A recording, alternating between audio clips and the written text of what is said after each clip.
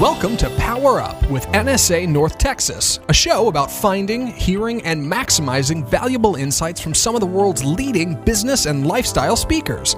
Each week, international keynote speaker and National Speakers Association North Texas chapter president Betti sits down with some of the most exciting speakers this side of the globe to hear from these subject matter experts what's making a difference in business today and learn all there is to know about people, profits, and productivity in business from some of the world's best motivators.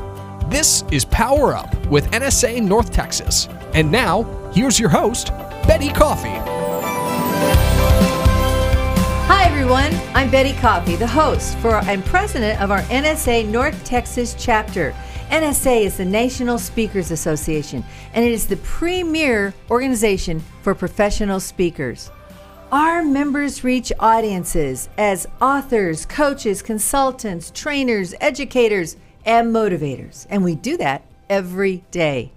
This show really centers on the opportunity and going to give you the opportunity to hear some of the most important topics that organizations are concerned about today, cutting edge topics, and what are some of the issues and messages that your people in your organizations want to hear about and know and conquer. And our subject matter experts from NSA North Texas are the subject matter experts on those questions. And so I'm so excited today. My guest is Ms. Courtney Ramsey. Hello, Courtney. Hello. Welcome to the show. I'm thrilled to have you. Thank you for having me. Courtney is a powerhouse in the training arena. She has over 15 years of experience in corporate learning and development and in human resources. And she knows all about changing behaviors, which everybody's doing on a daily basis. Her keynotes and training programs impact business results and inspire audiences every day. Courtney has trained over 20,000 associates in leadership, business management, conflict resolution, effective communication, and operations. She has helped companies like JCPenney and Zales Corporation, and she's helped them save millions of dollars. Speaking personally about Courtney, she is a professional member of our own NSA National Speakers Association North Texas chapter, and she's been the dean of our NSA North Texas Academy for the last few years. And in October, we wanted a more refreshing curriculum and academy, better than any of the other chapters, I'll say. And she and I met, and she has been fantastic. She created an entire curriculum for our National Speakers Association, and she did it phenomenally. And it's been one of the most successful curriculums we've ever had in our chapter. So I know that I've had real time-on experience with Courtney, and she's been fantastic. She creates and facilitates phenomenal programs. And her topic today is quit hitting the snooze on employee retention and engagement. And I love that, quit hitting the snooze. I'm going to find out more from Courtney on that. She teaches easy ways anyone can overcome the snooze habit and have higher engagement and retention. Mm-hmm. So, Ms. Courtney, I'm so happy to have you here today. Oh, thank you so much. I'm happy to be here. It's great to have you. You have a lot of experience in the corporate world. I do. Especially in training and development. How does that set you apart from other speakers? You know, I think the biggest thing, Betti, is I always look at everything through a trainer's eye. And that means I'm looking for how can I change the behaviors and how can I address the root cause of a problem. Mm-hmm. So a lot of times, for example, I have a current client who came to me and they wanted to completely revise their client experience training. But when I got in there and started digging and asking why things weren't working, I found that training itself, the one they already had created, was actually just fine. The problem was no one was holding the people accountable to that training. Accountability. No one was reinforcing it. Right. So sometimes it's actually not the training that's a problem. We like to throw training at things and like say, training's going to fix it all. Sometimes the training's not the problem. It's really the accountability measures that are or are not behind it. So I always look at it with that dig deep, ask why eye, and I always focus on changing behaviors versus just talking about the why. You know, we talk about why a lot. Yeah, why exactly. is something so important? Exactly. I talked about how do you actually do it. The how is the most important part for me personally. So you really get underneath it, and you I try put a to, lot of muscle absolutely. into it, which I just love. I don't like to just throw training. You can waste a lot of money throwing training at things and just hoping it sticks. And people's productivity and Yeah. their time, which is our most important asset these days. Absolutely. People, I've noticed throughout my years that a lot of people will go to conferences or training seminars and they're like, this is a waste of time. I know. And they're multitasking or they're thinking about something else and they're really not getting anything out of it. And it's not productive for them, and it's very, very bad for a company because they're spending a lot of money. Well, a lot of those conferences do exactly what we were just talking about. They talk about the why, and you leave super motivated knowing why you should change something, but they don't give you the how. Exactly. And that really annoys me personally. I'm always looking for, well, tell me how. How do I do this? Yeah, just don't leave me hanging. Yeah, I love exactly. that. Yeah, I hear you. So I love your catchphrase, and I want to know more about this. Quit hitting snooze. Yes. Quit hitting snooze. So tell me what that's all about, and I bet there's a story behind there. You know, there kind of is. I mean, me personally, I say the snooze button exists on more than just alarm clocks, right? We think it's just on our phones, like we have our phone or our old school alarm clock, but really the snooze button is all around us, and it's very seductive.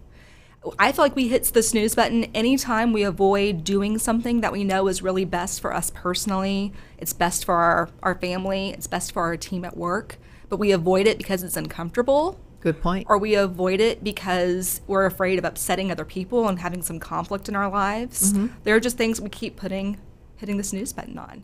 So that was never more apparent for me personally than when I worked in corporate America and I was promoted to my first true leadership position. Oh my gosh, Betti.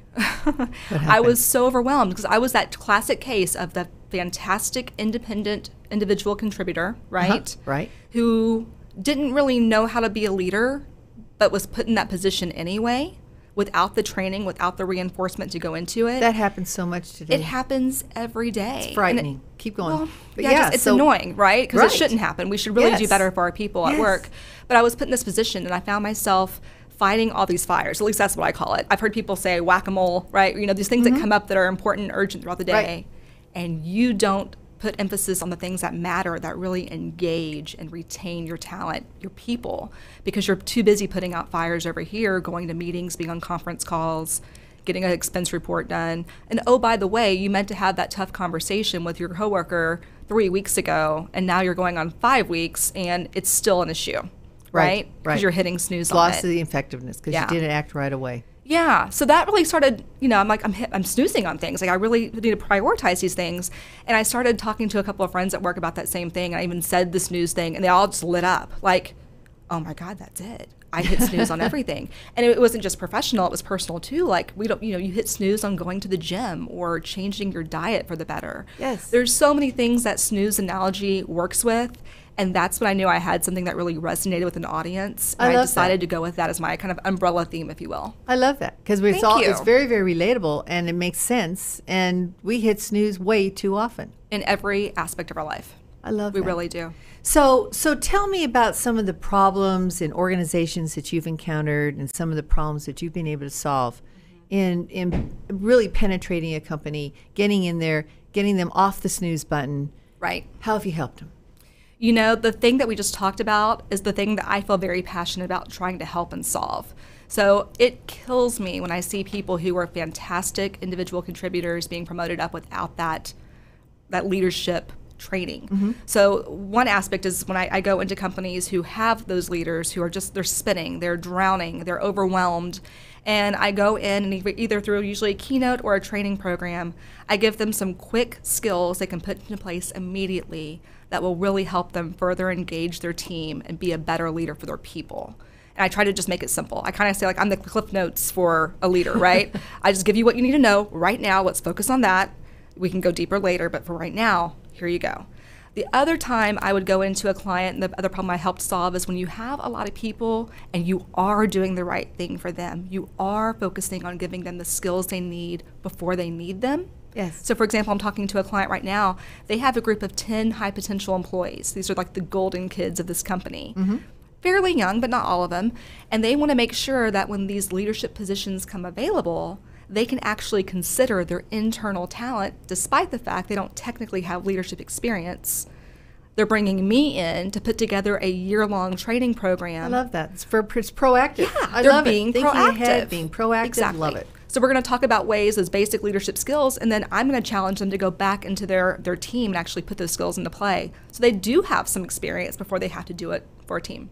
I love that. I love that Thank idea. you. It's unique, it's innovative, and most importantly, it's proactive. Yes, and very few companies are on board with that. So tell me, what's your typical client? Who is your typical client for both your keynotes and your training? As you do a keynote and you move into an organization, you work with them on their training and learning objectives. Who are your typical clients? You know, it's interesting. Sometimes they're very different and sometimes they're very much the same because I kind of have two unique sides to my business. So I have the keynoting and the training facilitation side, or, for conferences, breakouts, things like that. And those are usually going to be associations that have a leadership aspect. Maybe it's a leadership conference they're bringing people into, and they want to, again, give their good leadership skills to take home with them. It also could be a corporate client who comes in, maybe, for example, I have a lot of retail background. I love working with retail leaders who are just out there on the front lines, dealing with clients every day, dealing with their people, putting out those fires, as we said. I totally get retail because of my experience with Pennies and Zales and Neiman's and things like that. So when you have a sales conference, you bring in your store managers, you're bringing in your store leaders. Those are the kind of people that I really love to speak to for the training and the keynoting side. Now, the other side of my business is actually training consulting and development of training, like you talked about with our academy program. Yes, right? Yes, you were fantastic on that. Thank you. You were it's been the best. I would hold it up against any other of our NSA training programs in the different chapters. Well, I appreciate that. It's been fantastic. I love putting together things that really build upon each other. other. You got us off our snooze. Well, there you go. See? We were snoozing. There we go. We were snoozing on the current program. Yeah. So those people will bring me in, and for those business needs, they identify and say, okay, maybe we don't have a client experience program. I need you to build one from scratch. I'm actually doing that for a client right now. Or it's like the one I talked about. You have something, you think it's not working. I'm going to bring you in to analyze why it's not working and help me fix it. So it's a lot of training development side too. And again, that's usually corporations or small businesses that maybe have a training team, but they're small and they are overwhelmed and there's too much workload for them to take on their own. Yes. Or what I'm seeing more often, I think we've talked about this before, there's a lot of companies who realize the value of training, but also realize they don't have a need for it 24/7, and they contract it all out. They outsource. I'm your girl for that. Perfect, perfect. Have you noticed, are companies doing more training or less training? Are they putting enough emphasis on the training, especially with our younger workforce? Have you noticed a change Personally, you read a lot about millennials and even Gen X, and now, the upcoming generation, Gen Z. I don't think they're putting enough training emphasis for what people really want. When you look at the stats out there, people come to work for corporations that they believe are going to truly develop them and invest in them for their career. Yes. And like it or not, people still like that high-touch instructor-led aspect. They really like that.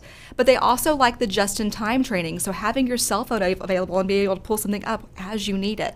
Being able to watch that video that's maybe 3 minutes or less right in the moment. All that's really important too. So I think some companies are doing a fantastic job. Others, unfortunately, it's like marketing. It's one of the first things that gets cut. Yes, true. When the budget gets tight. Yes. And that's really unfortunate because if you're talking about engagement and retention, as soon as you cut things like that, your employees look at it like, oh, you don't care about me. You don't want me to be successful here. I'm going to go somewhere that does care about me. Good point. Good point.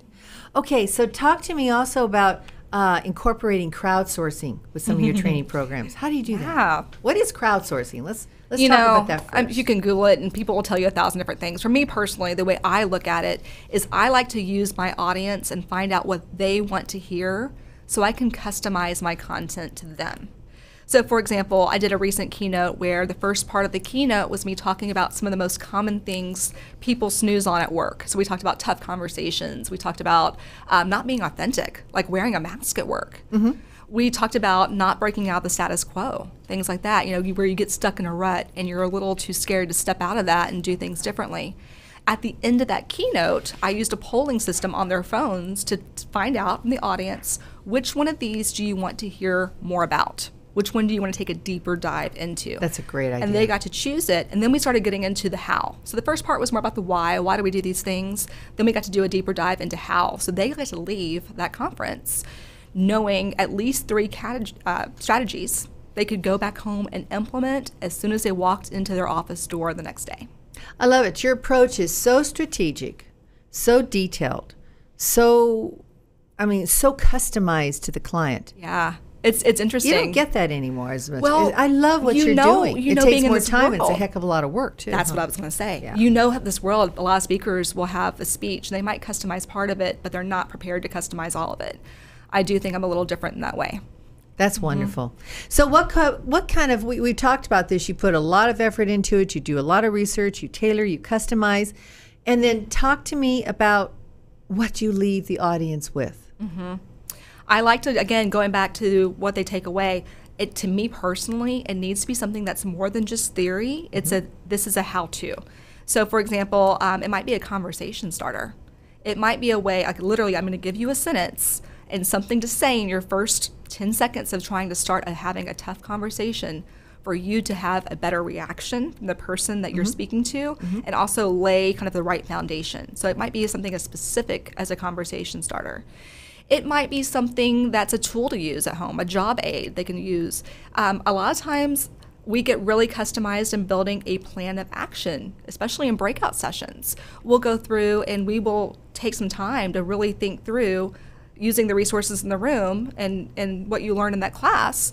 What do you need to do as a plan of action so when they go home, there is actually something for them to start implementing in place? That's right. And you did that with our own NSA North Texas training program. Absolutely. In our academy. Boy, yeah. every one of those sessions, we had a plan of action. We knew what people were going to be doing. They knew what they needed to do. They knew their were given homework the for sure. information. It was fantastic. And everyone's different, so that allows them to really customize it again to their experience and their needs. And as an example, just this past weekend, we had the NSA National Speakers Association North Texas chapter showcase, speaker showcase, which is like the culmination of the graduation for those speakers.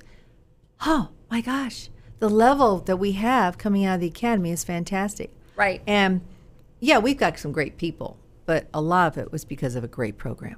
Well, thank you. And they worked really hard. And I do think, we gave them the resources they needed, but more importantly, we told them how to put it into play. Exactly. I love that. Okay, so you were in corporate America a long time, and I know a lot of your clients are top companies here in the Dallas Metroplex and across the United States. You are no stranger to having tough conversations. Right. Talk to me about those tough conversations. What are companies experiencing now in the workplace, and what are some more of the popular topics? So tough conversations is definitely one of them. I have an actual training class on this. We call it Real Talk for Real Results. Love it. I mean, because really, if you want results, you're going to have the tough conversations. And a tough conversation isn't always just about conflict. Sometimes it's like asking for the raise, right?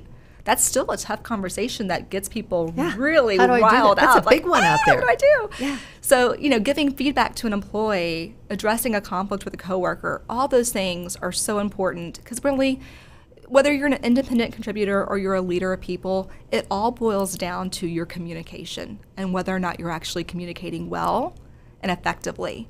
So a lot of the most popular topics that I do, I try to build upon. So we might start with talking about communication styles and talking about how to flex those styles for more impact and more influence, right? It's not all about you. You're looking at the person you're talking to and how to have an effective conversation. If I can read you better and say, okay, this is how I need to talk to Betti, but this is how I need to talk to Zach, right? True. Whatever it might be. And then we build on that. So but now that you know about identifying a communication style, now we can talk about having a tough conversation. Based on that, we're going to build on. Now we can talk about how to delegate more. Now we can talk about how to give feedback more. So yes, I mean, when it comes down to it, it all boils down to conversations. And I would say at least, depending on the study you look at, 90% of leaders of people avoid tough conversations. Oh yeah. It's just, we all hate totally it. It's just agree human with nature. But I love how you're going deep. There's a lot of depth into your programs, into your approach with clients. That's very, very valuable. So what can I expect if I go to and I participate in one of your training conferences? What am I going to be able to take away from? How will I learn from it? Well, the one thing you can expect is hopefully to hear more of you and the other peers in that class and that keynote talking just as much as you're hearing me. I strongly believe in a very interactive and experiential training environment. That's the best. It is, and that's no one likes to be lectured. I mean, think back to college or high school. That was never fun. And I find that the more interactive I can make it, so it gets some good conversations going, get some good brainstorming going, using your peers to bounce ideas off of and resolve your problems, but also using the experience of the room. I mean, really, it's not unusual for the people in my rooms to have 10, 20, 30 years of leadership experience. Why would I not place a lot of value on that and have everyone contribute to the outcomes of that class? Yes. So yeah, highly experiential, highly interactive, lots of activities. I try to do at tell me least about some of those. You know, my rule of thumb when I'm designing a training class is I try to put in one sort of question and answer quick thing every 10 minutes and one major activity that takes, 5 minutes to an hour every 20 to 30 minutes. So you're never just hearing straight Courtney talk at you, Courtney talk at you, Courtney talk at you some more. Love it. Right? Love it. I'm participating. You are in things. participating I've got fully. activities. We're up, we're moving around the room, especially important for my retail people who are on their feet 24/7. They're used and to it it. kills them to sit for more than an hour straight. Yes. Yes. And I think you highly also, interactive. I think in a couple of the things that I attended where you were teaching, you also give shout outs. And if there's a question or something comes up, you have people being interactive, going out to Google. Absolutely. Looking something out. Absolutely. Yeah. To me, there's a lot of speakers out there look at the cell phone like it's their enemy. It's not your enemy. Just find a way to use it interactively in your class or in your keynote. I love using some interactive polling software called Poll Everywhere, so shout out to them. I really love using Google. I mean, you might not have the answer. Go Google it. Because first of all, it's a People great are going to do place. that anyway. They're going to do it anyway. And if you're going to be on Facebook or Insta, let's just have you do something interactive that's going to contribute to the class. Perfect. Yeah. So as our final question, what can people expect when they start working with you? What's the process of starting to work with you? How does that happen? What can they expect as they contact you? So really, in general, for training, whether it's consulting work or for a keynote or for a breakout, whatever it might be, I'm going to do my research first. Like, I'm not the person that's typically going to walk in and just say, this is my one-size-fits-all product. I am someone who wants to come in and talk to your people. I want to find out more about your outcomes that you expect. Like, what's a home run for you? What do you want to see in terms of behaviors changed? Because that's how I know how to start designing into the content I need for your specific business. So lots of preparation, lots of questions along the way. Someone who's easy to work with. I mean, you are looking at someone who worked for corporations who didn't hire people like you and me, Betti, quite frankly. It's true. They were internal employees and they were on salary, and you did it all. So It's true. you created the remember those content, days. Yes. you delivered the content, you stuffed the binders, you made the copies. So I'm used to doing all that workload on my own, so I'm pretty low maintenance. And the biggest thing I think is I'm just highly flexible to You your are. needs. Yeah, I'll roll with it. Yeah, It's no big deal. I think we have found you to be incredibly flexible, incredibly competent, Thank you. reliable, engaged, knowledgeable, experienced, and with lots of energy. Thank you. You really do. You have lots of energy. And the most important thing is you follow up. I do. Yeah. I also love that. You want Yeah. to know when she has left a training environment, she'll follow up a week, Yeah. 2 weeks later, just to see how things are going, what hit the mark, what else needs to be done. You Right. got to commit it. You got to commit a partner. And as much That's as I what you are. can, I build those things into what I'm offering too. So I put together packages recently that we're going to have Zoom calls. You have the training in, say, January, the Zoom calls in February. We're going to talk about what you've been doing, what you haven't been doing. Let's Yes. get back on that. I like to give my managers, like, let's say you're the manager, you send me to a training class. I'm going to come back with a guide for you to help hold me accountable, because you probably didn't get the luxury of going to that same class. That doesn't mean we can't update you on some Right. things to look for. It's a good idea. Right? Good idea. Because otherwise, when you know how training is, you Yes. get real excited when you're there, and then it just sinks into the Sinks in. ground, and you never can't see let it that. again. And I love that you're doing the follow up with the manager and everything Yeah, else. I for love sure. it. Okay, you have a book. I do so have a tell book. me about your book, and let our audience know what's in it and how they can get it. So Okay. share your genius. So the book is called Share Your Genius, 35 Tips to Create Training That Transforms. And, I really wrote this book for people like myself really not people like myself, people like you and me know Betti and NSA, people who have a great area of expertise and want to share that with the world, but they're not completely sure how to put that in a training workshop format or maybe an e-learning format. Because we all know it's not just about the keynote. If you really want your ideas to stick, you got to take it a lot deeper. So it's really meant for that in mind, and it's meant for people who don't have time to take an online instructional design course, or maybe they don't have the money to find someone to go pay it to do it for them, right? Exactly. So this is designed to be a really quick read, just walk you through every step in the process, give you about 2 minutes worth of input so you can get started. But it's also great for people who are just in HR, because there's lots of HR generalists out there who are not trainers per se. But guess what? They're being asked to create training and deliver it too. It's like, where do I go? Where do I go? Who do Where's I hire? the book? Oh, that's right. We have no budget. I can't hire anyone. Well, this book will help you with that. And it's available on Amazon. I love it. I was about to ask, how do our audience Everything's find on it? Amazon. It's on Amazon. There you go. Everything's there. Now, tell people how they can get in contact with you. Your email? Yes. So my website actually is CourtneyRamseySpeaks.com, and my email is just an extension of that. So Courtney@CourtneyRamseySpeaks.com. And your phone number, please. Yes, call me. If you like the phone, call me. 469-438-8844. You just made a comment. If you like the phone. Isn't it interesting dealing with all the different generations out there, what they want, what they're used to, and everything else? Yes, and you it have is. to really be very accommodating for that in training, don't you? You do. And sometimes you are in a class and you realize things aren't sticking and you're kind of getting the blank stares. You have to flex, you got to spin, and you got to just do it differently. And to your point, that's kind of why I always say, if we're going to start with a training class, let's start with communication styles, because it really all comes down to flexing to the person's needs. Right. And you've got 4 different generations out there, and you've got soon to be 4 5. different people. People change their learning abilities depending upon their generation and how they intake information. So I love that. I love that. It's true. That's my cell phone, so if you want to text me, that's fine too. Okay, so what was that number again? 469-438-8844. Okay. And Courtney, if you want to leave our audience with some great words of wisdom for them to take away from this podcast today, what would those words be? Tell me what those are. You know what I'm going to say, Betti, right?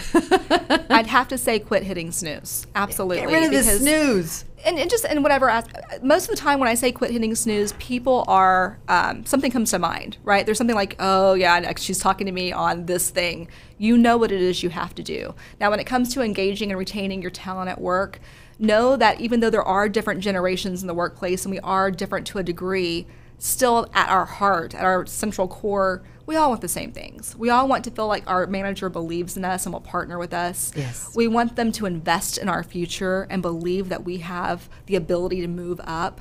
We want, someone who is going to help us work towards the greater good and contribute to something bigger. So find out what that thing is for your employees, because that's the stuff you can't snooze on with them. You've got to find out what makes them tick, what's important to them, do it as a leader, and that's how you're going to get them more productive, higher engaged, and they're going to stay around. They're going to be retained. I love it. Okay, I'm going to go home, and with a nice big hammer, I'm going to hit my snooze button. Oh, you know what? Yes. That would make me so happy. If you could videotape that for me, that would be great. Videotape it. Well, I've gotten in a little bit of habit of saying, okay, Alexa, wake me up at, whatever, and then 5 more minutes. Give me a second wake-up call. Give me a third wake-up call. Oh, you have That's a bad little habit. Yeah, so the backups. I've got to get out of that habit, and this is a great example of that. Yeah. Just stop postponing it. Stop procrastinating. Hit that snooze button and get with it. Got to get with it. Put your feet on the floor. Move. It's been so fun to have you as my guest today. Thank you, Betti. Thank you. It was a good Thank you time. so much. And thank you, our audience, for tuning in and listening to National Speakers Association Power Up. And that's what I want you to do today. Hit the snooze. Forget the snooze. That's and right. Power up to be better, to be faster, to be stronger. Thank you for joining us. Have a great day. Great job. Thanks for listening to Power Up with NSA North Texas. To find out more about today's guest or NSA North Texas, visit www.speaker.org. To find out more about Power Up, visit our Facebook page at www.facebook.com/groups/NSA North Texas. And to find out more about Betti, visit www.betticoffeepresents.com.